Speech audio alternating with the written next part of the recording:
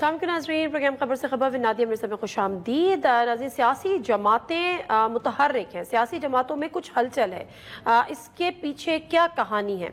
क्या सिर्फ इतनी ही सादा है कि पार्लियामेंट में अपनी अपनी या पीटीआई हो गई या पीपल्स पार्टी हो गई या यानी हुकूमत हो गई, उनको मौलाना की हिमायत दरकार है, क्योंकि पहले पीटीआई के तो राब्ते थे ही मौलाना साहब से, और उसके बाद जरदारी साहब ने भी मुलाकात की, उसके बाद शहबाज शरीफ साहब भी वहाँ पर गए। असल में पक क्या रहा है इस पर ज़रा बात करेंगे, लेकिन उसके साथ साथ आज के प्रोग्राम में इसको ज़रूर डिस्कस करेंगे। लेकिन उसके साथ साथ आज की जो अहम तरीन खबर है वो ये है कि नून लीग ने बिल वास्ता यानी डायरेक्टली या इनडायरेक्टली पीटीआई से राब्तों के लिए यानी पीटीआई से मुज़ाकरात के लिए राब्ता किया है, और वो राब्ता किया है महमूद खान अचकज़ई साहब के थ्रू। हमें अच्छी तरह से याद है, बल्कि एक जगह पे मीटिंग भी हुई थी, कुछ अपोजिशन लीडर जो हैं उमर अयूब साहब, उन्होंने अपने घर पे एक नशस्त रखी थी, मुख्तलिफ सहाफ़ियों को बुलाया था, आई वाज आल्सो देयर। उसमें महमूद खान अचकज़ई साहब भी शामिल थे, और महमूद खान अचकज़ई साहब ने उस वक्त भी ये बात की थी कि मैं पूरी कोशिश कर रहा हूँ कि मैं नवाज शरीफ साहब से बाकायदा तौर पर राब्ता करूं और बर्फ पिघलाने की कोशिश करूं। तो लगता यह है कि कुछ बर्फ पिघलाने में कामयाब हुए हैं, लेकिन बहरहाल ये एंड जो है वो किस हद तक ये आगे बढ़ेगा और किस हद तक राब्ते होंगे, इमरान खान साहब इसको किस तरह से देखेंगे। ऑल्दो के फ्री हैंड वो दे चुके हैं मौलाना महमूद खान अचकज़ई साहब को, लेकिन इसका आउटकम क्या होगा ये तो आने वाला वक्त बताएगा। लेकिन पीएमएलएन के अपने जो कुछ सीनियर रहनुमाई, और जो खबर है वो ये है कि राना सनाउल्लाह साहब को इसका टास्क दिया गया है, जो उनके सियासी मुशीर भी हैं वजीर आजम के। लेकिन हम और आप अच्छी तरह से जानते हैं कि वो वजीर आजम से ज़्यादा नवाज शरीफ साहब के साथ क्लोज भी हैं।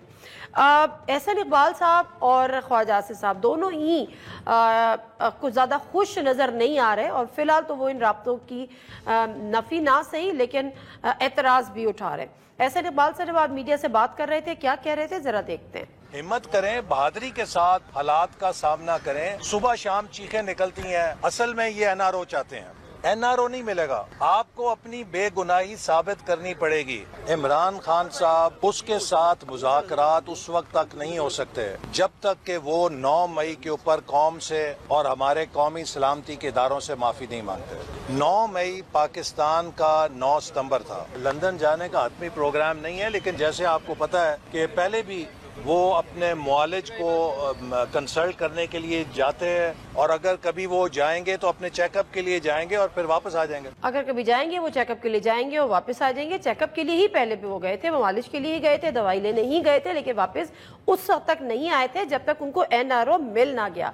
और ये मकफात अमल ही है। कल तक पीटीआई उठ के खड़ी होके कहती थी कि जब जहाँ कोई बात होती थी, ये एनआरओ मांग रहे हैं, ये एनआरओ मांग रहे हैं, ये मुलजिम है, इनकी अदालतों में केसेस हैं, ये मुजरिम है। और आज वही बात पीटीआई पीएमएलएन कर रही है कि ये एनआरओ मांग रहे हैं और इनको रिलीफ इस तरह से किस तरह से मिलेगा। लेकिन हमें और आपको सबको पता है कि रिलीफ कब और किस तरह से मिल जाता है। लेकिन बहरहाल ये एहसन इकबाल साहब, दूसरी तरफ ख्वाजा आसिफ साहब, उनसे एक सहाफ़ी ने भी इसी हवाले से एक सवाल किया, उसका उन्होंने क्या जवाब दिया, पहले सुन लेते हैं। सहाफ़ी का सवाल भी, उनका जवाब भी, उसके बाद इस पर जरा कमेंट करेंगे। मुज़ाकरात के हवाले से जो बात चल रही है, ये जो अब बात हुई है, आज खबर भी लगी हुई है कि अचकज़ई के साथ मुज़ाकरात के सिलसिला जो है शुरू करने जा रही है। नहीं है। आप चाहते हैं कि मुज़ाकरात पीटीए के साथ होने चाहिए या नहीं होने चाहिए? जी जी, आप हक में नहीं है। अच्छा, आप समझते हैं कि इमरान खान का मुस्तकबिल कोई है? यार मैं कोई जोशी वो जोशी तो नहीं है लेकिन उनसे जब ये पूछा कि मुज़ाकरा उनका, मैं इसके हक में नहीं हूँ। और हमें अच्छी तरह से याद है कि जब पीडीएम बनी थी, उससे पीपल्स पार्टी और नून लीग के जब मुज़ाकरात हो रहे थे, उससे भी ख्वाजा आसिफ साहब होते, उन्होंने एक प्रोग्राम में कह दिया था कि जी मैं जरदारी साहब पे एतबार करने को तैयार नहीं हूँ और ये गलत है। और उसके बाद उनको ये बयान वापस भी लेना पड़ा था, माफी तराफी भी करी थी कि जी मैंने जाती हैसियत में कह दिया था, मेरा ये मतलब ना, अगर बगर करके वो पीछे निकल गए थे। लेकिन बहरहाल यही हालात है। इस वक्त हमें ज्वाइन कर रहे हैं सेनेटर हुमायूं मोमिन साहब रहनुमाई के, और मोहसिन शाहनवाज राजा साहब रहनुमाई पीएमएलएन के सीनियर, उन दोनों से गुफ्तगू करेंगे। जी मोहसिन शाहनवाज साहब, जरा फरमाएगा कि ये जो राब्तों की बात है और किस हद तक हकीकत है और किस हद तक इसमें कयास आराई है, क्या वाकई नून लीग संजीदा है कि पीटीआई को से मुज़ाकरात का सिलसिला बिला वास्ता शुरू करे? देखिए, मुस्लिम लीग नून तहरीक इंसाफ से जो मुज़ाकरात हैं ان کے حوالے تک دیکھیں مذاکرات ہی ہر سیاسی مسئلے کا حل، اور مذاکرات کے حوالے سے کوئی سنجیدہ ہمیں مثبت جواب ملتا ہے تحریک انصاف کی طرف سے یا ان کے کی طرف سے، تو بالکل یقینی طور پہ مستقل جو ہے وہ مذاکرات ضرور جائے گی. ہم چاہتے ہیں کہ پاکستان کے موجودہ مسائل ہیں جس کے بیچ میں آپ کا کام ہے، اور یہ سب چیزیں جو ہیں یہ معاشی کام کی ہے.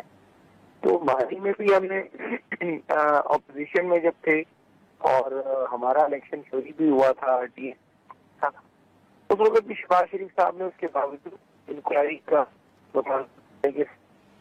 نصاب کی معیشت اور معیشت پہ بیٹھ کے مذاکرات کرنے کی. وہ کہہ رہے جی ہماری تو پہلے بھی خواہش تھی، ہم نے تو پہلے بھی کوششیں کی تھی اور اب مثبت جواب ملا ہے تو ہم اس کو آگے بڑھائیں. اس کا مطلب ہے کہ پی ٹی آئی نے گو ہیڈ دے دیا ہے ان مذاکرات کو.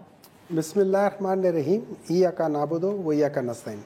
دیکھیں مجھے نہیں معلوم کہ P T I as a political party ہماری لیڈرشپ نے یا ہمارے جو کور کمیٹی ہے انہوں نے اس کو ایکنالج کر کے کہا ہے کہ ہاں آپ بات کرو. اس کی دو چیزیں ہیں. یہ جو ابھی جو بات ہو رہی ہے تھرو اچکزئی صاحب، اس کی دو پہلو ہو سکتے ہیں. ایک، یہ لوگ بات کرنا چاہتے ہیں ایز جوائنٹ اپوزیشن پارٹیز جو ہیں جس میں اچکزئی صاحب is heading that thing is A one. ان کے پاس پورا اختیار ہے کہ جو مرضی ڈیسائیڈ کر رہے ہیں کیونکہ he is leading that joint opposition thing. دوسری چیز آ جاتی ہے کہ وہ پاکستان تحریک انصاف سے ایز اے پولیٹیکل پارٹی بات کرنا چاہتے ہیں. ہمارا پہلا موقف یہ ہے کہ وہ بات کیا کرنا چاہتے ہیں، کیونکہ as far as we understand government کے پاس وہ مینڈیٹ ہی نہیں ہے کہ وہ ان کو گورنمنٹ بنے. ان ادر ورڈز ہم کہتے ہیں یہ فارم 47 کی گورنمنٹ ہے، یہ جینون نہیں ہے، تو ہم ان کو ایز اے گورنمنٹ ریکگنائز نہیں کرتے ٹو بی ویری آنیسٹ. اب بات آ جاتی ہے ود رسپیکٹ ٹو پاکستان کی پریزنٹ کنڈیشن. اگر ہم سے کوئی شخص بھی آگے کہتا ہے کہ دیکھو اس وقت پاکستان کی حالت یہ ہے کہ ہم نے پاکستان میں ایک پولیٹیکل سٹیبلٹی لانی ہے تاکہ اس کی وجہ سے دو چیزیں جو اس کے ساتھ ڈائریکٹلی ریلیٹڈ ہے، اور پولیٹیکل سٹیبلٹی کی مثال ہے کہ جب آپ اپنا گھر بناتے ہیں تو اس کے نیچے آپ فاؤنڈیشن ڈالتے ہیں، اس فاؤنڈیشن کے اوپر آپ اپنی بنیادیں رکھتے ہوتے ہیں. کیوں؟ ہمارے یہاں پہ پراپر سائنٹیفک طریقے سے ہم سوائل ٹیسٹنگ نہیں کرتے کہ وہ کتنا بوجھ برداشت کر سکتی ہے کتنی ہے، تو اس کی وجہ سے اکثر زمینیں یا دیواروں کے اندر کریکس آ جاتی ہیں. ٹھیک ہے، تو ہم یہ سمجھتے ہیں کہ اگر ہم سے کوئی یہ بات کرنا چاہتا ہے کہ بھئی دیکھو اس ملک کے اندر پولیٹیکل سٹیبلٹی آئے گی تو اس کی وجہ سے اکنامک سٹیبلٹی آئے گی، اور اس اکنامک سٹیبلٹی کے آنے کی وجہ سے، پیسہ آنے کی وجہ سے، جاب کریشن کی وجہ سے جو لا اینڈ آرڈر کی سچویشن ہے، چاہے وہ کچے کے ڈاکو ہو، پکے کے ڈاکو ہو یا پھر ٹیررزم ہو، وہ کم ہونا شروع ہو جائے گا. پولیٹیکل سٹیبلٹی کی وجہ سے اکنامک سٹیبلٹی کی وجہ سے یہ ساری چیزیں. ٹھیک ہے، تو اگر ہاں چین ریئیکشن ہے. ٹھیک ہے، تو اگر کوئی ہم سے اس چیز کے بارے میں بات کرنا چاہے گا، we will be more than happy to talk to them, اور ہم کہیں گے آؤ مل کے اس ملک کی پولیٹیکل سٹیبلٹی کو انشور کرتے ہیں کہ یہ کیسے ہوگی. اب یہ یاد رکھیں پولیٹیکل سٹیبلٹی انشور کرنے کے لیے کچھ چیزیں آپ کے اوپر لازم ہے، کچھ میرے اوپر لازم ہے، کچھ کیمرہ مین کے اوپر لازم ہے، کچھ اس انسٹیٹیوشن جہاں میں بیٹھے ہوئے بالکل صحیح آپ فرما رہے ہیں سر، ہر ایک نے پھر اپنا وہ رول پلے کرنا ہے. اچھا وہ رول بھی ڈیفائن ہے، وہ رول بھی آئین کے تحت ڈیفائن ہے. اگر آپ ان ساری چیزوں کو لے کر چلیں گے تو آپ کی آٹومیٹکلی بائی ڈیفالٹ آپ کی ساری چیزیں اپنی جگہ بیٹھنی شروع ہو جائیں گی. آپ درست فرما رہے ہیں، لیکن as far as these talks are concern اور دیز انٹینشنز آر کنسرن، بات یہ ہوئی جو خبر ہمارے تک آئی اور اس کی تصدیق ابھی محسن رانجھا صاحب نے بھی ہمارے ساتھ کی ہے. وہ کہہ رہے ہیں کہ ہم محمود خان اچکزئی کے تھرو رابطہ ہوا پی ٹی آئی کے ساتھ کہ بھئی وہ میڈیٹر کا رول یا تو پلے کریں. اب انہوں نے پی ایم ایل اے نے یہ کہا، نون لیگ نے، کہ جی ہم راضی ہیں چاہے ڈائریکٹلی کرے، پی ٹی آئی کرے، اور اگر پی ٹی آئی سمجھتی ہے کہ اس کے ورکر اور سپورٹر اس کو اس میں ذرا ٹف ٹائم دیں گے یا اس کو ایکسیپٹ نہیں کریں گے تو پھر وہ تھرو محمود خان اچکزئی صاحب کر لیں.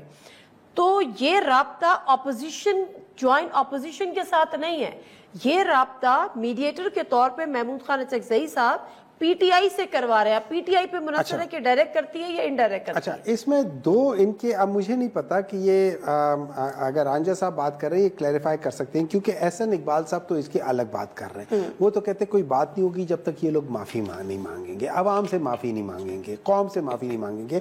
حالانکہ میرا اس میں جواب یہ ہے کہ احسن اقبال صاحب, قوم نے تو آپ کو رد کیا ہے 8 فروری میں. قوم نے تو کہا ہے کہ you are not capable of representing them. قوم نے تو پاکستان تحریک انصاف کو ایکسپٹ کیا ہے, انہوں نے یہ نہیں کہا ہم سے معافی مانگو ہم تمہیں ووٹ نہیں دیتے, انہوں نے ایکسپٹ کرتے ہوئے کہا آپ ہی ہمارے ریپرزینٹیٹیو ہو. تو ٹیکنیکلی اسپیکنگ, اور 9 مئی کے بعد الیکشن ہوئے ہیں 8 فروری, وہ 1 سال بعد ہوئے, تو ٹیکنیکلی اسپیکنگ عوام نے تو ایکچولی آپ کی بات کو رد کرتے ہوئے پاکستان تحریک انصاف کے پیچھے کھڑی ہے. اور یہی وجہ ہے کہ جسٹ بیکاز کہ آپ کے پاس مینڈیٹ نہیں ہے, آپ لوگ کبھی ایک کبھی دوسرے طریقے سے وہاں پہ چپکنا چاہتے ہو, تو آپ کی اس چیز کا جواب یہ ہے. اب دوسری بات ہے کہ خواجہ آصف صاحب نے, انہوں نے کہا ہے کہ I am not in favour of that. Fair enough, you are not in favour of that. اس کی وجہ یہ ہو سکتی ہے کہ آپ تو اس لیے فیور میں نہیں ہو کہ پھر آدھی رات کو باجوہ صاحب کو کیسے فون کرو گے کہ بھائی جان میں تو ہار رہا تھا مجھے جتاؤ. تو جب آپ ہار رہے تھے اور 2 دفعہ ایسا ہوا ہے کہ آپ نے آدھی رات کو فون کیا چیف آف آرمی صاحب کو, تو کوشچن از, میں یہ سوال کرنا چاہوں گا کہ اگر آپ, اور یہ یاد رکھیں پاکستان تحریک انصاف کا ورکر سپورٹر ان پڑھ نہیں ہے, وہ دیکھے گا کہ آپ کس چیز کے لیے بات کرنا چاہ رہے ہو. اگر آپ پاکستان کی سٹیبلٹی کے لیے بات کرو, ہم آپ کے ساتھ بات کرنے کو تیار ہیں. سٹیبلٹی کے لیے تو وہ ابھی بات تھوڑی کر رہے ہیں. شہباز شریف نے بطور وزیر اعظم فلور آف دا ہاؤس آپ لوگوں سے بات کی تھی کہ آپ لوگ آئیں آگے بڑھیں, ہم آپ سے بات کرنے کے لیے تیار. آپ مجھے کہتے ہیں آگے بڑھیں اور ساتھ میرے پاؤں میں ہتھکڑی اور جو میں باہر نکلتا ہوں میرے اوپر فائرنگ کرتے ہیں. ٹرو, یہ صحیح ہے. محسن راجہ صاحب, ایک طرف اگر نون لیگ, جس آپ نے بھی اس کی بات کی, اگر نون لیگ واقعہ ہے تو کہیں نہ کہیں پھر آپ کو یہ شو کرنا پڑے گا, کہیں نہ کہیں آپ کو ان کو ریلیف بھی دینا پڑے گا, نرمی بھی دکھانی پڑے گی, اور کم از کم 8 ستمبر کا جلسہ تو الاؤ کرنا ہی پڑے گا ان کو. کرنا نہیں کرنے جا رہے ہیں جلسے پہ تو پہلے بھی ہمارا کوئی اعتراض نہیں ہے. ان کا اگر یہ ایک لا فل طریقے سے جلسہ کرتے ہیں, قانون کی دائرے میں رہتے ہوئے, توڑ پھوڑ اور جس طرح سے یہ ہمیشہ سے توڑ پھوڑ اور اس سارے معاملات کرتے ہیں, پھر وہ نہ کریں, کوئی ایسا پرامن جلسہ کریں اور جو جگہ ان کو بتائی جائے اس جگہ پہ جلسہ کریں. ہم بریک لے لیتے ہیں, بریک سے واپس آتے ہیں, اس کو یہیں سے کرتے ہیں.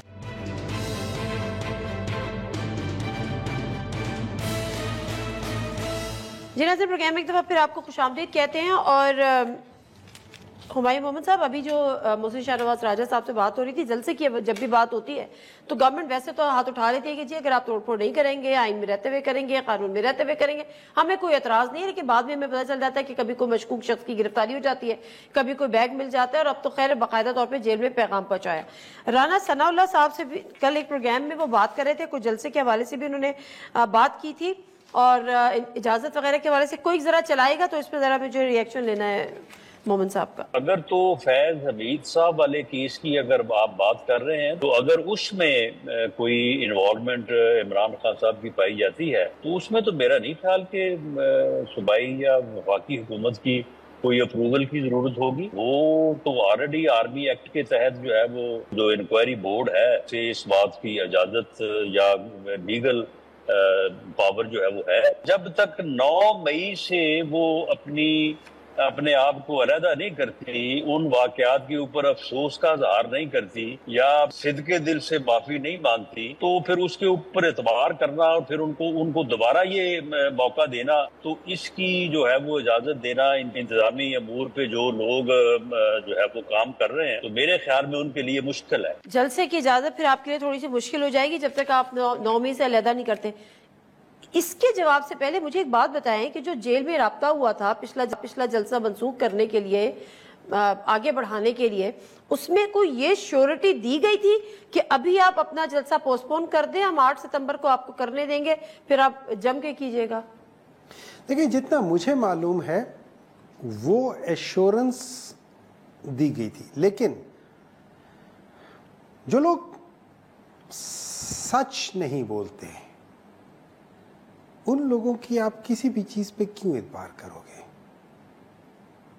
ٹھیک ہے, حضور صلی اللہ علیہ وسلم کی نسبت ایک بات ہے کہ ایک صحابہ نے ان سے پوچھا تھا نہیں حضور صلی اللہ علیہ وسلم نے کہا تھا ایک زمانہ ہے کہ جس میں ہر ایک شخص دوسرے کو دھوکہ دے رہا ہوگا. تو انہوں نے کہا تھا پھر دھوکہ, صحابہ نے پوچھا تھا کہ یا رسول اللہ پھر دھوکہ کھائے گا کون؟ تو انہوں نے کہا وہ جو اعتبار کرے گا. جو اعتبار کرنے والے لوگ ہوتے ہیں نا, چونکہ وہ دل کے صاف ہوتے ہیں, ان کے دل میں کھوٹ نہیں ہوتی, وہ اعتبار کرتے ہیں, جن کو ہم آج کل کے سادہ لفظوں میں آپ یہ کہہ رہے ہیں کہ آپ نے اعتبار کر کے دھوکہ کھا لیا؟ نہیں, ہم دیکھیں ایک آپ کو ایک گورنمنٹ آپ کو کہتی ہے کہ جی اس وقت ریلیجس پارٹی ساری آئی ہوئی ہیں, اور وہ جو ایک ایشو ہے وہ بہت سینسٹیو ایشو ہے, اور اس پہ عمران خان کا آپ دیکھیں ان کا ایک بڑا سٹانس ہے کہ انہوں نے یو این میں جا کے وہ بات جس پہ پوری western world freedom of speech کی بیسس پہ نعوذ باللہ توہین رسالت کرتی تھی, عمران خان نے وہاں پہ کھڑے ہو کے اس توہین رسالت کو ٹوٹلی سیپریٹ کر دیا فرام فریڈم آف سپیچ سے, جس کی بیسس پہ ایک ریزولوشن آئی کہ آج کے بعد توہین رسالت کوئی نہیں کرے گا in the name of freedom of speech. اس سے بڑھ کر کون بندہ ہو سکتا ہے جو خط نبوت کے لیے اتنا کچھ کر سکے؟ تو انہوں نے اس بیسس کو لیتے ہوئے انہوں نے کہا یہ ایشو ہے تو آپ جلسہ بے شک کینسل کر دو, اور ایشورٹی دی ہوئی تھی. یس, اب بات آ جاتی ہے جو انہوں نے کہا. دیکھیں 9 مئی کا یہ لوگ کہتے ہیں معافی دے, ہم کہتے ہیں آپ جس نے 9 مئی کی ہے اس کو معافی مت دے, اس کو سزا دے, لیکن پہلے پروف کر دیں کہ کس نے کی ہے. سپریم کورٹ کی جو ہم بات کہتے ہیں کہ کیا کہہ سکتے ہیں, یہ ملٹری کورٹس کی, current chief justice of Pakistan کا اپنا سٹینس ہے کہ سویلین کا آپ نہیں کر سکتے, اس کے اندر ملٹری کورٹس کے اندر ٹرائل نہیں کر سکتے. اچھا, جب ہم یہ جو ملٹری کورٹس ہے جب ہم اس کے کرتے ہیں تو اس کے کرائٹیریا بڑے اسٹرکٹ ہے کہ کون کون ہو سکتا ہے. ایک جو ملٹری کے اندر آدمی سرونگ ہے, ایک جو ملٹری سے ریٹائرڈ آدمی ہے, تیسرا وہ سویلین جو ملٹری کے اندر کام کرتا ہے. جیسے آئی ایس آئی میں بہت سارے لوگ ہیں جو سویلین ہیں, جیسے ڈائریکٹر وہ ہوتے ہیں وہ بہت سارے لیول پہ, ڈپٹی ڈائریکٹر ہے وہ بہت سارے ایسے ہیں جو سویلین ہیں. اور چوتھا وہ جو ریکگنائز ٹیررسٹ گروپس ہیں جو کہ ریپیٹڈلی وہ کرتے ہوتے ہیں. اب آپ کو ڈیفائن کرنا ہوگا کہ ٹیررزم یا ٹیررسٹ گروپ کیا ہے. میں فرض کریں میں نے جا کے آپ کے گھر کے اوپر ایک پتھر مار دیا ہے, وہ غلطی سے بھی ہو سکتا ہے, وہ جان بوجھ کے بھی ہو سکتا ہے, بٹ دیٹ ڈزنٹ مین کہ آئی ایم اے وینڈلسٹ اور میں ہر دفعہ آ کے یہ کرتا ہوں, وہ نہیں ہو سکتا. پھر جیسے ابھی رانجھا صاحب نے کہا کہ انہوں نے کہا ان کو اگر یہ جائیں گے اور جلسہ کے اندر یہ امن و امان کے ساتھ جائیں گے تو ہم کرنے دیں گے. ہم کہتے ہیں کہ بھائی میرے آپ ہوتے کون ہیں کہ ہمیں پری جج کریں کہ یہ جو نکل کے جا رہے ہیں انہوں نے جا کے توڑ پھوڑ کرنی ہے. ہمیں اس بات کو ضرور مانتا ہوں کہ اگر میں وہاں جا کے کوئی توڑ پھوڑ کرتا ہوں آپ آئیں مجھے پکڑو, لیکن یہ نہیں ہو سکتے کہ آپ پری ایمپٹیو طریقے سے کہو کہ جسٹ بیکاز ہمایوں تم ادھر گئے تھے, تم نے یہ کیا تھا, تم یہ. اس لحاظ سے تو میں ان کو نکلنے بھی نہ دوں. انہوں نے جو سپریم کورٹ کا حشر کیا تھا 1997 میں, اس لحاظ سے تو میں لاہور میں ان کو گھسنے نہ دوں جیسے ان لوگوں نے ماڈل ٹاؤن میں لوگوں کو پوائنٹ بلینک گولیاں مروائی تھی. They are not mentally fit to run this country. بالکل صحیح ہے, بالکل ٹھیک ہے. میں محسن راجہ صاحب سے تو ابھی رابطہ ہمارا منقطع ہوا ہے, جیسی رابطہ بحال ہوتا ہے تو میں ان سے بات کرتی ہوں, میں واپس اپنے اس پہ آ جاتی ہوں. اب ایشو یہ ہے کہ اگر جو بیرسٹر گوہر صاحب نے اس کو خوش آئند بھی قرار دیا, اس کے ساتھ ساتھ انہوں نے یہ بھی کہا کہ لیٹ سی کہ مولانا بار بار مولانا بول رہی محمود خان اچکزئی صاحب جو تجاویز کیا لے کر آتے ہیں تو پھر اس پہ ہم غور کریں گے. مذاکرات کا وقت اور ایجنڈا حکومتی صوابدید پر ہے. اب پوچھنا صرف آخر میں یہ ہے کہ یہ بیرسٹر گوہر صاحب نے اپنی پرسنل کیپیسٹی میں کہا ہے یا آپ کو لگتا ہے کہ عمران خان, کیونکہ انہوں نے کہا ہے کہ عمران خان صاحب پہلے ہی انہوں بات چیت کی اجازت وہ دے چکے ہیں, یعنی عمران خان صاحب کو اب کوئی اعتراض نہیں ہے کہ P T I Peoples Party سے بات کرے, نون لیگ سے بات کرے, کسی اور جماعت سے بات کرے جس پہ وہ پہلے بڑے ریلیکٹنٹ ہوا کرتے تھے. دیکھیں نہیں, ایسے بالکل غلط بات ہے. عمران خان کبھی کسی پولیٹیکل پارٹی سے بات کرنے میں ریلیکٹنٹ نہیں ہے, لیکن ایک منٹ ہولڈ کریں, بات کیا کرنی ہے اس بات کی بیسس پہ وہ ریلیکٹنٹ ہے. اگر میں نے نون لیگ کے ساتھ مل کے میں کہتا ہوں میں الائنس بنانی ہے, وہ ریلیکٹنٹ کیا کوئی بھی سب نے کہہ کہ نہیں کریں گے. اگر میں جا کے لیکن وہ کہتے تھے ہم نے ان سے بات ہی نہیں کرنی. دیکھیں نہیں, انہوں نے دیکھیں آپ کو یاد ہوگا کہ 2022 میں اور 23 سے پہلے الیکشن سے پہلے جو تھی، جو 14 اس سے پہلے تھا کہ الیکشن کے ڈیٹ کے لحاظ سے، جب 14 مئی کی بات تھی کہ سپریم کورٹ نے کہا تھا 14 مئی کو الیکشنز ہو، اور وہاں پہ یہ بات ہو رہی تھی کہ نہیں آپ ڈیلے کرو، اور ہم کہہ رہے تھے جلدی کرو. اس وقت ہم بات کر رہے تھے، انہی کے ساتھ بات کر رہے تھے، اس وقت تو ان کی ساری چیزیں ہو رہی تھی. تو نہیں، وہ اس لحاظ سے انہوں نے کبھی نہیں کہا کرو، لیکن اٹ از این ایشو پر ہے کہ کیا ہے. اب وہ لے کر آئیں گے. انہوں نے خوشائن بات یہ کی ہے کہ دیکھیں جب آپ پاکستان کو سٹیبلائز کرنے کے لیے کوئی بات کریں گے، یہ خوشائن بات ہوگی. وہ تو بڑے مطلب میری نظر میں یہ لوگ اتنے بیوقوف ہیں، ان کو تو یہ بہت پہلے کر لینا چاہیے تھا. مطلب انہوں نے اپنا سوا ستیاناش کر دیا صرف اس ضد میں کہ ایک بندے کو خراب کرنا ہے، اس کو یا اس پارٹی کو ہم نے کرنا ہے. یہ پارٹیاں یا یہ لوگ ان کے کہنے نہ کہنے سے، کسی کے کرنے نہ کرنے سے ختم نہیں ہوتی. کچھ چیزیں اللہ تعالیٰ کے ہاتھ میں ہوتی، وہ تو عز و منتشا. ٹھیک ہے، آپ کا کام ہوتا ہے اگر آپ کی نیت ٹھیک ہے آپ لوگوں کو انگیج کریں، لیٹ دیم بی ایکسپوزڈ اگر وہ صحیح نہیں کرتے. بالکل ٹھیک ہے. تو یہ چلیں اب لیٹس سی کہ یہ اس میں جب فردر چیزیں انفولڈ ہوتی ہیں، فردر اسٹیٹمنٹ آتے ہیں. لیکن آج جو محمود خان اچکزئی صاحب کا جو ایک اور بیان ہے وہ بڑا امپورٹنٹ ہے، جس میں انہوں نے کہا ہے کہ جب سیاسی قوتیں یعنی سیاسی جماعتیں اکٹھی ہو جائیں گی تو پھر غیر آئینی قوتیں جو ہیں وہ آٹومیٹکلی پیچھے ہٹ جائیں گی. اور اب حالات یہی ہیں کہ اس وقت بہرحال سیاسی جماعتیں متحرک تو ہوئی ہیں. مولانا فضل الرحمان صاحب کے حوالے سے آ رہا ہے وہ کوئی میجر رول پلے کرنا چاہ رہے ہیں یا کرنے جا رہے ہوں. بڑی ان کی ملاقاتیں بھی چل رہی ہیں، پی ٹی آئی سے بھی ہوئی، زرداری صاحب سے بھی ہوئی، پھر آگے بھی ہوئی. کوئی ایسا اتحاد تو آپ کا مولانا صاحب سے جے یو آئی سے نہیں ہوا بس، لیکن یہ شیورٹی ہے کہ وہ حکومت سائٹ پہ نہیں جائیں گے، پارلیمان میں آپ کو ہی سپورٹ کریں گے. دیکھیں اس طرح ہے کہ یہ مولانا فضل الرحمان صاحب یا جے یو آئی نے خود کہا ہے، اور جوائنٹ ایک قسم کا اس پہ وہ ہوا تھا، پریس کانفرنس ہوئی تھی کہ ہم لوگ پارلیمان کے اندر ہوں گے. انہوں نے ایک اپنا پرنسپل سٹینڈ لیا. اب اگر وہ کہیں جاتے ہیں، ادھر جاتے ہیں ادھر جاتے ہیں، ہم ان کو روک نہیں سکتے، ان کا پرسنل ڈیسیجن ہے. لیکن میں یہ سمجھتا ہوں کہ اگر مولانا صاحب یہاں، جیسے آپ کہہ رہے تھے کہ وہ سلپ نہیں ہوں گے، اگر مولانا صاحب یہاں سلپ ہو گئے ان پرنسپل اس میں کہ جو انہوں نے سٹانس لیا ہوا ہے کہ فری فیئر ٹرانسپیرنٹ الیکشنز یا اس قسم کی دھاندلیوں کے لحاظ سے نہیں ہوں گے، اگر سلپ ہوں گے تو یہ ان کی اپنی کریڈیبلٹی کے اوپر ایک بہت بڑا وہ ہوگا. اور ایز اے پولیٹیکل پارٹی اور ایک زیرک سیاستدان، میں سمجھتا ہوں انہوں نے یہ بھاپ لیا ہے کہ ان کے ساتھ پاکستان مسلم لیگ نون اور پیپلز پارٹی کے ساتھ کھڑے ہونے میں ان کی پولیٹیکل ساخت خراب ہو رہی تھی، جس کی وجہ سے انہوں نے سیٹ نہیں لی. تو ابھی وہ ان کے ساتھ کھڑے نہیں ہوں گے. مل ملاپ اور ساری چیزیں انہوں نے کہا ہے کرنے میں کوئی پرابلم نہیں ہے. چلیں ٹھیک ہے، بہت شکریہ ہمایوں محمد صاحب آپ کے ٹائم کا. اور مختصر سا بریک لیں گے، واپس آئیں گے تو سینئر تجزیہ کار سینئر صحافی مظہر عباس صاحب ہمارے ساتھ ہوں گے. ان سے ذرا پوچھیں گے کہ اس نون لیگ جو ہے وہ کس طرح سے دیکھ رہی ہے، کس طرح سے آگے بڑھے گی، پی ٹی آئی کے ساتھ مذاکرات میں وہ کتنی سنجیدہ ہے، اور اس وقت جو مولانا کا ہمیں آنے والے دنوں میں ایک سیاسی کردار نظر آ رہا ہے وہ کتنی اہمیت کا حامل ہے. بریک لیتے ہیں، واپس آتے ہیں. اسٹے ود اس.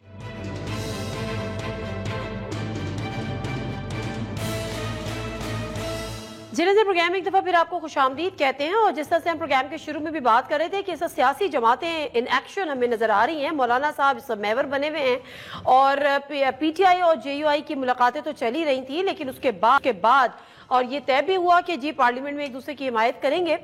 لیکن اس کے بعد زرداری صاحب نے بھی ملاقات کی مولانا صاحب سے، شباشی صاحب نے ملاقات کی مولانا صاحب سے. پھر ہم نے آج بھی ایک خبر آئی، بلکہ انصار عباسی نے خبر دی کہ جی نون لیگ نے بالواسطہ یا بلا واسطہ پی ٹی آئی سے مذاکرات کی خواہش کا اظہار کیا ہے یا رابطہ کیا ہے محمود خان اچکزئی صاحب کے تھرو. اور اس سے پہلے ہمیں پتہ ہے کہ محمود خان اچکزئی صاحب کی یہ خواہش تھی کہ وہ پی ٹی آئی کے بہاف پہ یا پی ٹی آئی کے کو لے کر آگے بڑھیں یا ان کے مذاکرات کا کوئی دروازہ کھولیں یا کوئی ایسا رول پلے کریں. اس پہ ذرا گفتگو کریں گے کہ معاملات کیا رخ اختیار کرنے جا رہے ہیں اور کیا واقعی سیاسی جماعتیں جو متحرک ہیں اس کی بیک گراؤنڈ سٹوری کیا ہے. ہمیں جوائن کیا ہے سینئر صحافی سینئر تجزیہ کار مظہر عباس صاحب نے، ان سے گفتگو کرتے ہیں. جی السلام علیکم مظہر عباس صاحب. جی وعلیکم السلام نادیہ. مظہر عباس صاحب ذرا فرمائیے گا کہ یہ جو ملاقاتیں اچانک ہوئی ہیں، اچانک ان اے سینس کہ پی ٹی آئی کے تو چلو کافی دن سے چل رہی تھی، پھر زرداری صاحب کی، پھر شباشی صاحب کی، اور آج جو یہ خبر کہ جی نون لیگ جو ہے وہ مذاکرات کرنا چاہتی ہے بالواسطہ بلا واسطہ، چاہے محمود خان اچکزئی صاحب کے تھرو ہی پی ٹی آئی سے. کس طرح سے آپ ان سیاسی جماعتوں کا ایکٹیو ہونا یا سیاسی جماعتوں کے ملاقاتیں رابطوں کو دیکھتے ہیں؟ شکریہ نادیہ. دیکھیے ابھی تو بہت پری میچور ہے یہ کہنا، لیکن اس لحاظ سے یہ سگنیفیکنٹ ہے ڈیولپمنٹ کہ جس انداز میں مولانا فضل الرحمان نے جو ہے وہ اٹینشن ڈرا کی ہے. ظاہر ہے صدر کا مولانا کے گھر جانا، وزیر اعظم کا مولانا کے گھر جانا، اور اسی طریقے سے پی ٹی آئی کے وفد کا مولانا کے گھر جانا، تو مولانا نے آل آف اے سڈن ایک بہت اہم پوزیشن وہ اختیار کر لی ہے. اب اس کے مقاصد بہت سے ہو سکتے ہیں. ظاہر ہے اس وقت جو مولانا فضل الرحمان کی اپنی جو ہے ایک میچور پولیٹیکل اپروچ ہے، اس کو بھی دیکھا جاتا ہے. ظاہر ہے یہ سب دونوں پی ڈی ایم کے الائی رہے ہیں، مولانا فضل الرحمان بھی رہے ہیں، اور اگر آپ دیکھیں تو مولانا فضل الرحمان پی ڈی ایم کے ہیڈ رہے ہیں، اور جو باقاعدہ ان کے سربراہ تھے، پی ڈی ایم کے سربراہ تھے. لیکن پیپلز پارٹی 2021 میں غالباً 2020 میں دسمبر 2020 میں پیپلز پارٹی اور مسلم لیگ نون کے درمیان جب اختلافات ہوئے تھے، اور ایک ملاقات جو اسلام آباد میں ہوئی تھی جس میں یہ فیصلہ ہونا تھا کہ جی لانگ مارچ سے پہلے استعفیٰ دیا جائے یا لانگ مارچ ادھر اسلام آباد پہنچ کے استعفیٰ دیا جائے، اس پر اختلافات ہو گئے تھے زرداری صاحب کے اور نواز شریف کے. اور مولانا فضل الرحمان مجھے یاد ہے کہ اس اجلاس میں موجود تھے، اور مولانا فضل الرحمان کا 2018 میں بھی یہ موقف تھا کہ جی ہمیں اسمبلی میں نہیں بیٹھنا چاہیے. اور اسی طریقے سے لیکن کہیں ایسا لگ رہا تھا بعد میں جو ڈیولپمنٹس ہوئیں، عمران خان کے خلاف عدم اعتماد کی تحریک آ گئی، اور اس کے بعد جو 2024 کے الیکشن ہے تو اس میں مولانا فضل الرحمان کو بہت مایوسی ہوئی مسلم لیگ سے اس لحاظ سے کہ اور پیپلز پارٹی سے بھی کہ کہیں نہ کہیں مولانا کے پیش نظر یہ تھا کہ شاید اس مرتبہ جو صدارت کے لیے ان کو نامزد کیا جائے گا. لیکن وہ پیپلز پارٹی اور مسلم لیگ نون کے درمیان ایک ایڈجسٹمنٹ ہو گئی اور مولانا فضل الرحمان اس سے آؤٹ ہو گئے. اب مولانا فضل الرحمان اور تحریک انصاف کے درمیان ایک بہت تلخ ماضی رہا ہے، اور جس انداز میں گفتگو تحریک انصاف اور چیئرمین تحریک انصاف مولانا فضل الرحمان کے حوالے سے کرتے رہے ہیں، وہ بڑی بنیاد بنی ہے کہ اب تک تحریک انصاف اور جے یو آئی کے درمیان کوئی اتحاد نہیں ہو پایا.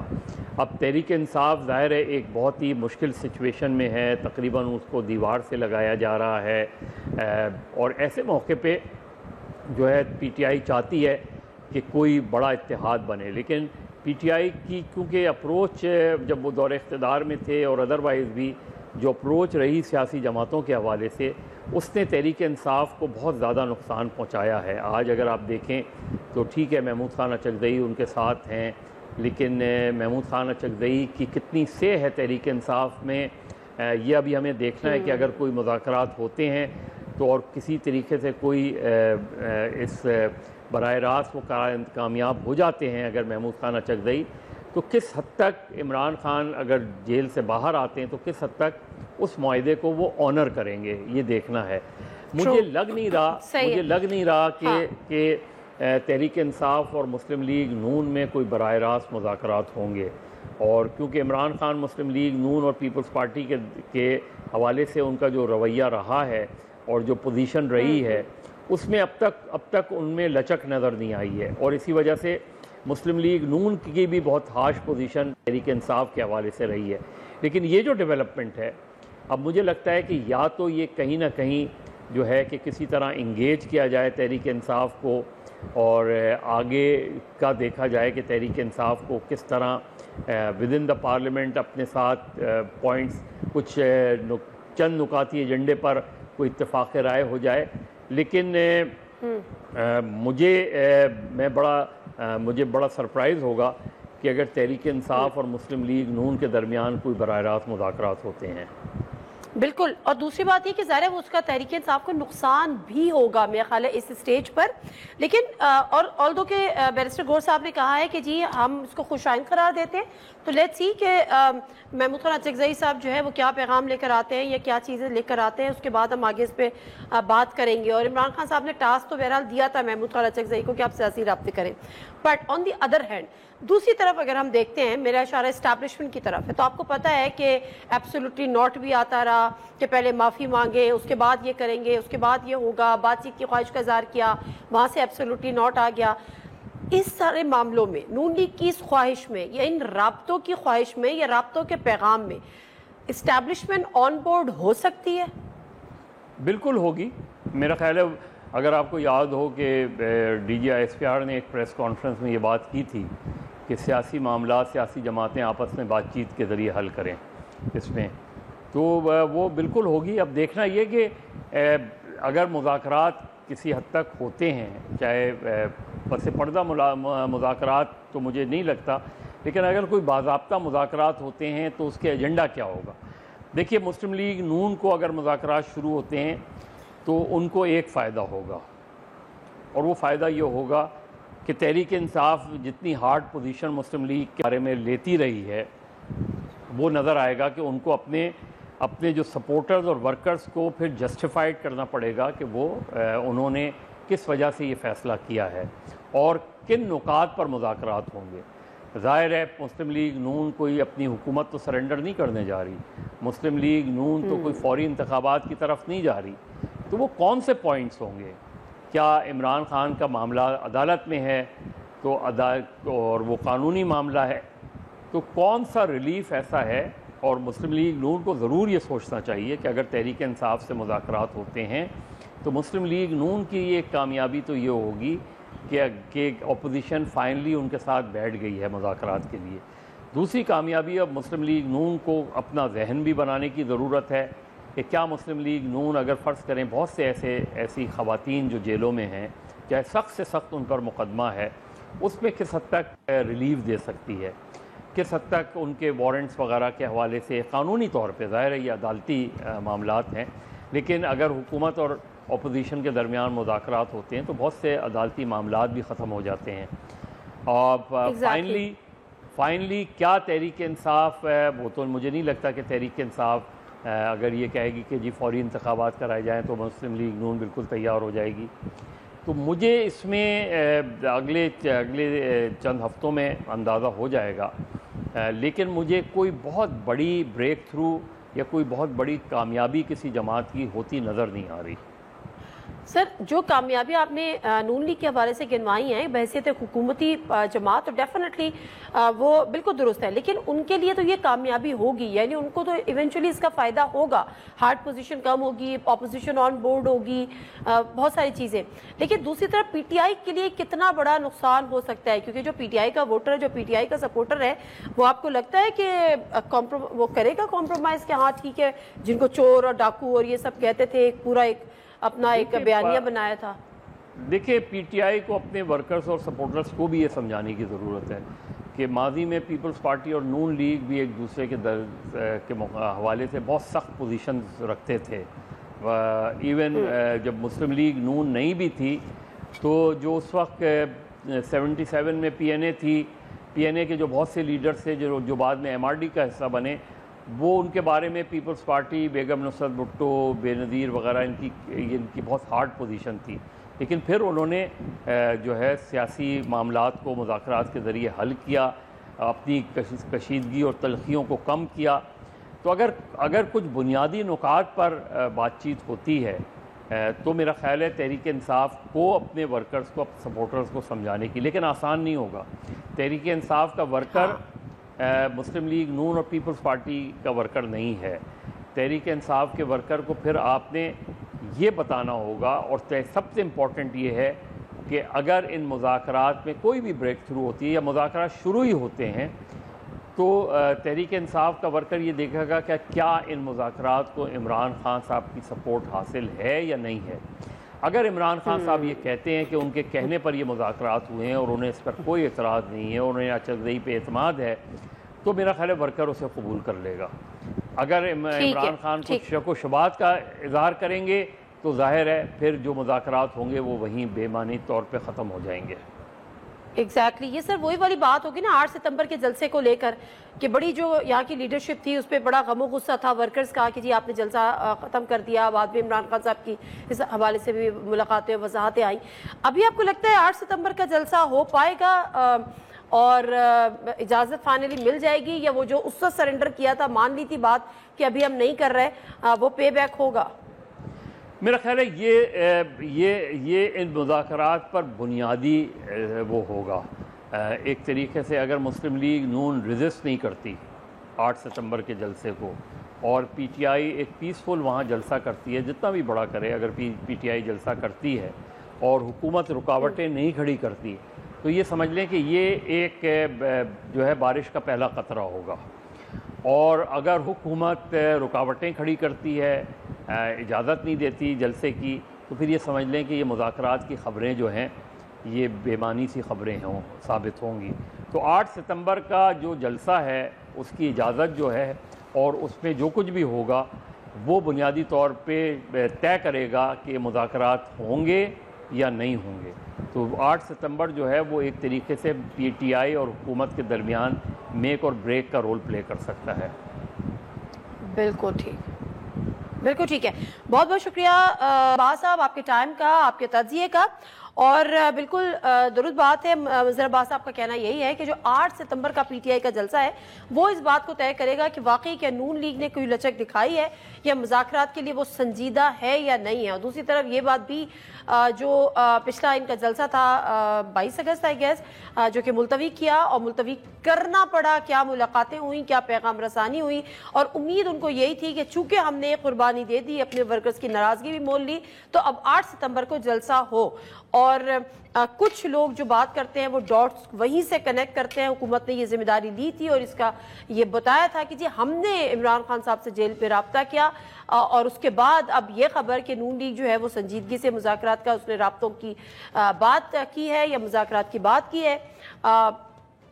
مظہر عباس صاحب کا کہنا ہے کہ اسٹیبلشمنٹ بھی یقیناً آن بورڈ ہوگی کیونکہ ایک پریس کانفرنس میں D G I S P R کہہ چکے ہیں کہ ہم سے مذاکرات نہیں, مذاکرات اگر کرنے ہیں تو آپس میں سیاسی جماعتوں سے کریں, اسی لیے شاید نون لیگ آگے آئی ہے. ایک اور مختصر سا بریک لیتے ہیں. بریک سے واپس آتے ہیں. سانحہ کارساز ابھی تک کوئی بھولا نہیں ہے اور نہ اس کو بھولیں گے. اس پہ ہم نے پہلے بھی پروگرام کیا تھا, ابھی بھی ذرا جانیں گے کیونکہ خبریں آ رہی ہیں کہ جو ملزمہ نتاشا ہے, ایک تو یہ کہ وہ نشے میں تھیں, یہ تو ثابت ہو گیا, وہ رپورٹ بھی سامنے آ گئی. آئس کا انہوں نے نشہ کیا ہوا تھا اور جس طرح سے وہ ڈرائیو کر رہی تھی, جس طرح سے وہ بیہیو کر رہی تھی, اس میں تو وہ بڑا آبویس تھا, لیکن ہم احتیاط سے کام لے رہے تھے جب تک ایک رپورٹ نہ آ جائے. اب وہ رپورٹ بھی آ گئی ہے اور اس کے تحت پرچہ بھی درج ہو گیا. لیکن جو دوسری خبریں ہیں کہ جیل میں ان کے ساتھ وی وی آئی پی ٹریٹمنٹ ہو رہا ہے, ان کو ہر قسم کی آسائشیں حاصل ہے, اس میں کتنی حقیقت ہے؟ بریک لیتی ہوں. بریک سے واپس آتی ہوں. سینئر صحافی ہیں فہیم صدیقی, وہ ہمیں کراچی سے جوائن کریں گے, ان سے پوچھیں گے.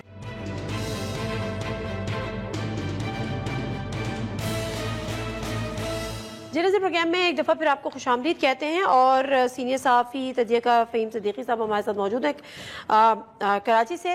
معاملہ یہ ہے کہ جو سانحہ کارساز تھا اس میں جو ملزمہ نتاشا تھیں ان پہ ایک اور ایف آئی آر بھی کٹی ہے کہ وہ اس وقت نشے کی حالت میں تھی, آئس کا نشہ انہوں نے کیا ہوا تھا. وہ تو ان کا جو ان کی باڈی لینگویج تھی اور جو سب کچھ ہو رہا تھا وہ ظاہر ہے ہمارے اور آپ کے سامنے تھا. ایک تو یہ خبر ہے, دوسرے یہ کہ ڈیفینیٹلی ایک رپورٹ آ گئی کہ جی وہ آئس کے نشے میں تھی, ایک اور ایف آئی آر اس بنیاد میں درج ہو گئی.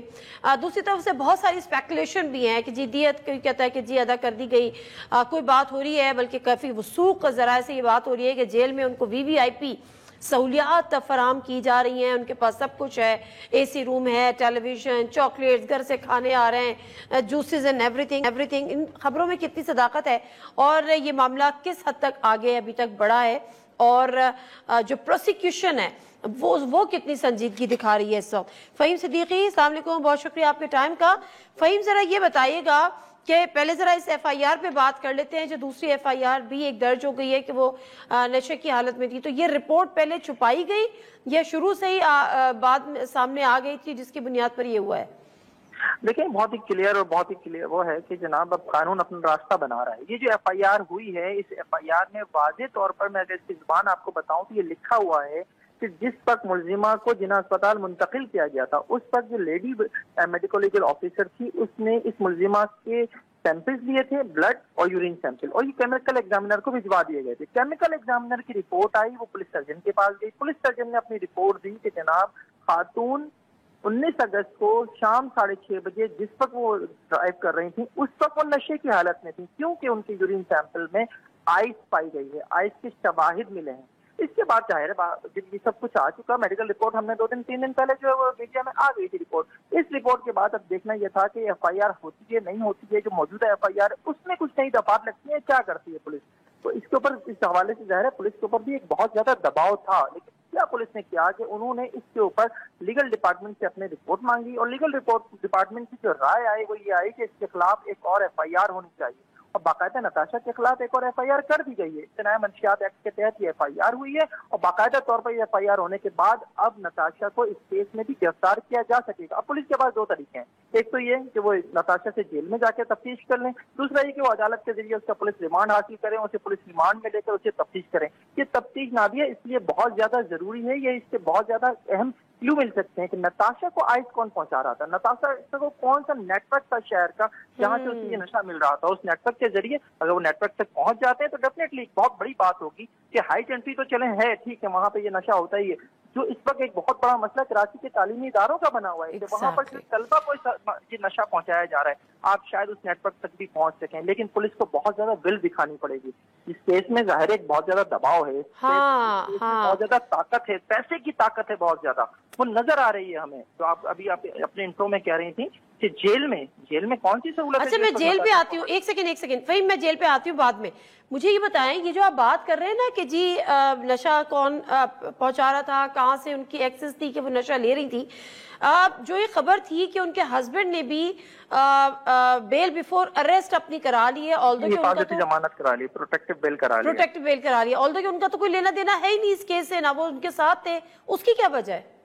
لیکن جو میں نے ان کی پوری درخواست ضمانت بہت غور سے پڑھی ہے، اس میں وہ صاحب یہ فرماتے ہیں کہ جناب پولیس نے مجھے اس کیس میں ملزم بنا دیا ہے، اور میری گرفتاری کے لیے میرے گھر پر اور دیگر مقامات پر چھاپے مارے جا رہے ہیں، مجھے ہراساں کیا جا رہا ہے۔ میں گل احمد انرجی لمیٹڈ کا سی ای او ہوں، اور وہ گاڑی جو نتاشا کے استعمال میں تھی وہ بھی جو ہے وہ گل احمد انرجی لمیٹڈ کی ملکیت تھی۔ میں یہ بات پولیس کو بتا چکا ہوں، لیکن پولیس نہیں مان رہی۔ پھر آگے جا کے وہ اپنی درخواست ضمانت میں لکھتے ہیں کہ مجھے یہ ڈر ہے کہ پولیس مجھے گرفتار کرنے کے بعد 3rd ڈگری ٹارچر کر کے مجھ سے اطراف جرم کرا سکتی ہے۔ ابھی کس بات کے اطراف جرم کرا سکتی ہے؟ کیا کیا ہے؟ پھر دوسری بات یہ، اس سے آگے وہ یہ لکھتے ہیں کہ مجھ سے مختلف کاغذات پر بیک ڈیٹس میں جو ہے وہ دستخط بھی کرائے جا سکتے ہیں۔ تو بھئی ایسا کون سا ڈر ہے آپ کو؟ اصل میں جو پولیس ذرائع ہمیں بتاتے ہیں وہ یہ ہے کہ اگر ہم گھر پر گئے بھی تو ہمارا وہ یہی تھا کہ ہمیں گھر کی تلاشی لینے دی جائے، اگر منشیات کے حوالے سے کچھ ثبوت سامنے آ رہے ہیں، کچھ شواہد سامنے آ رہے ہیں کہ خاتون آئس کرتی تھی، تو آئس ظاہر ہے اسے گھر کا کچھ فرد بھی پہنچاتا ہوگا نا کوئی شخص تو ہوگا جو اسے لا کے دیتا ہوگا۔ ساتھ ساتھ یہ بھی ہے کہ ہو سکتا ہے گھر میں کوئی منشیات بھی موجود ہو، ہم اس کو بھی تلاش کرنا چاہتے تھے، ہم اس حوالے سے ان کو تلاش کر رہے تھے دانش اقبال کو، لیکن دانش اقبال نے سرنڈر کیا کورٹ میں اور وہاں سے اپنی پروٹیکٹیو بیل کرا لی ہے۔ اب 7 روز تک تو کم از کم پولیس جو ہے انہیں گرفتار نہیں کر سکتی، انہیں ظاہر ہے تفتیش میں وہ شامل۔ لیکن آپ کی یہ والی بات بالکل ٹھیک ہے کہ انہوں نے کہا کہ ان کو یہ کس چیز کا ڈر ہے کہ اطراف جرم کرا لیں گے، جبکہ he is nothing to do with that accident, definitely he was not with her۔ تو یہ ذرا تھوڑا سا الارمنگ ہے، بٹ چلیں اب میں آگے بڑھتی ہوں، قانون اپنا راستے لے رہا ہے، بہت اچھی بات ہے، آگے دیکھیں کہ کس طرح سے چیزیں انفولڈ ہوتی ہیں مزید۔ اب آ جاتے ہیں ان خبروں پر کہ ان کو جیل میں وی آئی پی سہولیات میسر ہیں، اور کھانا گھر سے آ رہا ہے، ان کے لیے چاکلیٹس، ان کے لیے جوسز، ان کے لیے ایئر کنڈیشن، ان کے لیے ٹیلی ویژن۔ اس میں کوئی صداقت ہے؟ واقعی اتنی جو ہے وہ عیش کا ٹائم وہاں پر گزار رہی ہیں اگر کہا جائے تو؟ نادیہ آپ نے بہت سارے وی لگا دیے، لیکن میرا خیال ہے ابھی بھی 1-2 وی اور لگنے چاہیے۔ اچھا مزید لگیں گے؟ دیکھیں جو سچویشن ہے نا، میں نے تھوڑی دیر پہلے کہا کہ پیسے میں بہت بڑی طاقت ہوتی ہے۔ اس وقت نتاشا کو جیل میں بی کلاس کی تمام سہولیات حاصل ہیں، اور بی کلاس سے بلکہ کہیں زیادہ سہولیات اسے حاصل ہیں۔ اس وقت جیل میں انہیں اے سی کی سہولت حاصل ہے، ان کو بیڈ ملا ہوا ہے، انہیں ان کے ساتھ مشقتی ملی ہوئی ہے، خاتون جو ان کی جو ہے خدمت کرتی ہے، ساتھ ساتھ انہیں گھر سے کھانا آتا ہے، کسی بھی وقت وہ ان کا کوئی بھی گھر کا شخص جو بھی ان سے ملنا چاہے وہ آ کر جو ہے وہ ان سے مل سکتا ہے۔ ایون موبائل فون تک کی سہولت جو ہے ان کو جیل میں حاصل ہے، یہ ذرائع بتا رہے ہیں۔ تو یہ تو سچویشن ہے نتاشا کے حوالے سے۔ اس کے بعد پھر ساتھ ساتھ یہ بھی کہ یہ میں ایک بات بالکل کلیئر کر دوں کہ یہ بی کلاس کی جتنی بھی سہولتیں ہیں یہ کسی عدالت سے منظور نہیں ہوئی ہیں. کسی عدالت نے ان کی کسی درخواست پر اجازت نہیں دی ہے کہ جناب ان کو بی کلاس کی جیل میں سہولتیں دے دی جائیں. یہ ساری سہولتیں جو ہیں یہ آف دی ریکارڈ ہیں. اور میں اگر وہ جملہ میں نے پچھلے دنوں کہا بھی کسی سے میں پھر دوہرا دیتا ہوں کہ سب جو ہے ساری سہولتیں جو قائد اعظم کی منظوری سے ہوں گی. تو ڈیفینیٹلی یہی ہو رہا ہے جیل میں اس وقت نتاشا. لیکن یہ تو آف دا ریکارڈ نہیں ہے نا, یہ تو اب سوشل میڈیا پر ہیں, الیکٹرانک میڈیا پر ہیں, آپ مجھ سے بات کر رہے ہیں, آپ کے علم میں ہے, میں آپ سے سوال پوچھ رہی ہوں, میرے علم میں ہے. تو یہ اگر آپ نے اجازت بھی بی کلاس کی نہیں لی ہوئی تو کیسے اتنا بڑا کام ہو رہا ہے؟ کیوں نہیں ہوتا؟ یہ جیل ہے جناب, اور جیل میں طاقت والوں کی جو ہے وہ طاقت والوں کے لیے جیل نہیں ہوتی, ان کے لیے دوسرا گھر ہی ہوتی ہے. اور نتاشا پہلی بار جیل گئی ہے, ظاہر ہے اس کے جو لوگ ہیں وہ ایک ارب پتی باپ کی بیٹی ہے, ایک ارب پتی شوہر کی بیوی ہے, اس کے لیے کیا مسئلہ ہے یہ سب چیزیں حاصل کرنا جیل میں؟ لیکن یہ سب جو ہے نا, ہم ایک ایسے معاشرے میں رہتے ہیں جہاں طبقاتی فرق ہے, اس کو ہمیں مان لینا چاہیے کہ یہاں طبقاتی فرق ہے. کسی جیل میں کوئی غریب چلا جاتا اور وہ کسی حادثے کی صورت میں ہی چلا جاتا تو اس کے ساتھ جو ہوتا ہے وہ آپ کو بھی پتا ہے اور مجھے بھی پتا ہے. اچھا, صرف ایک مختصر سے بات بتا دیجیے گا, یہ جو دیت کے حوالے سے جو آ رہی تھی, اور شروع میں آپ کو یاد ہوگا ان کی جو وکیل تھے انہوں نے اس بات کا ذکر بھی کیا تھا کہ جی اتنا بنتا ہے, ہم اتنا دینے کو تیار ہے. اس پہ بھی کوئی بیک ڈور چینل سے ان کی فیملی کے ساتھ رابطہ ہو رہا ہے کہ وہ دیت لے لیں اور معاف کر دیں؟ دیکھیں یہ ڈیفینیٹلی ہوئے تھے یہ معاملات بھی, لیکن اس فیملی نے منع کر دیا, انہوں نے کہا کہ ہم دیت نہیں لینا چاہتے. اور آپ دیکھیں ایک اور بات بہت کلیئر ہے کہ دیت اگر کسی اسٹیج پر دی بھی جاتی ہے تو بھی جو دیگر دفعات اس میں لگی ہوئی ہیں, جس میں سب سے امپورٹنٹ اب یہ والا کیس آ گیا کہ نشے کی حالت میں تھی وہ خاتون, تو دیت کے بعد بھی جان نہیں چھٹ سکتی. دیکھیں کچھ دفعات اس میں ایسی ہیں جن کی بنیاد پر جو ریاست واپس لے سکتی ہے, لیکن کچھ دفعات ایسی بھی ہیں جو ریاست بھی واپس نہیں لے سکتی. 37G جو ہے وہ ایسا ہے جس میں انہوں نے شیل الیگزینڈر اور عبدالسلام کو زخمی کیا ہے. جب تک وہ زخمی جو ہیں وہ نہیں معاف کر دیتے کیس واپس نہیں ہو سکتا. تو دیت کی باتیں بہت پیچھے رہ گئی ہیں. اوکے فائن, ٹھیک ہے, thank you very much Faheem Siddiqui, آپ نے بڑی ڈیٹیل چیزیں بتائی ہیں. بڑی حیرت کی بات ہے کہ اتنی سہولیات ان کو دی جا رہی ہیں. اگر واقعی اسی طرح سے صورتحال ہے اور بجائے اور عدالت سے کسی قسم کی کوئی اپروول ہے بھی نہیں, اجازت عدالت سے لی بھی نہیں ہے, پھر بھی بی کلاس کی اتنی سہولیات, یہ وہی والی بات ہے. جب ہم سوشل میڈیا پہ یہ ویڈیو دیکھ رہے تھے, وہ جو سارے کارساز کے اس وقت کے جو ویژولز تھے اور اس کے بعد جو عوام کا غم و غصہ تھا, وہ میرا خیال ہے کراچی میں ایکسیڈنٹس ہو جانا, روڈ ایکسیڈنٹس ہو جانا, جانوں کا ضیاع ہو جانا, یا ایون کراچی سے باہر بھی کوئی نئی بات نہیں ہے, یہ واقعات ہوتے ہیں. لیکن اصل میں جو عوام کا غم و غصہ تھا اور وہ ایک نفرت کا اظہار تھا یا غصے کا اظہار تھا, وہ یہ اس لیے تھا, وہ ایک امیر طبقے کے خلاف تھا. وہی امیر طبقہ جو پیسے کے بلبوتے پر اپنے لیے تمام قسم کے سہولیات بھی حاصل کر لیتا ہے اور قانونی طور پر یا غیر قانونی طور پہ وہ تمام مراعات بھی حاصل کر لیتا ہے. اور اس کا یہ ثبوت آج کا یہ ہے بھی ہے, جس طرح سے فہیم بتا رہے تھے اور جس طرح سے خبریں آ رہی ہیں کہ جی ان کو تمام سہولیات ہیں, ان کے ساتھ ایک مشقتی بھی ہے جو ان کا کام کرتا ہے, موبائل فون کی بھی ایکسس ان کو ہے, گھر والے بھی آ کے مل لیتے ہیں, تو سب نے وہ ایک گیسٹ ہاؤس میں قیام پذیر ہیں. پروگرام سے دیجیے نادر مرزا کو اجازت, اللہ حافظ.